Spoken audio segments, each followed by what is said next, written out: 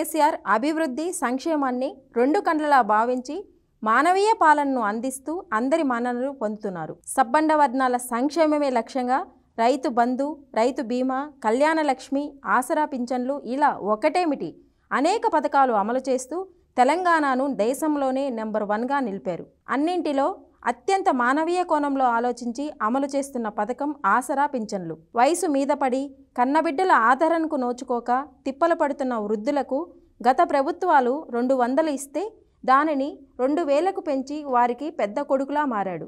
ఏ కష్టం వచ్చినా చూసుకునే ఆప్త బంధువయ్యాడు. అందుకే తిన్న రేవును చేసిన సాయాన్ని మరువని పండుటాకులు ఆసరా బంధువయ్యా, నీకు వేల దండాలయ్యా, నువ్వు చల్లంగా ఉండి మళ్ళా గెలవాలయ్యా అంటూ చల్లని దీవెనలు అందిస్తున్నారు.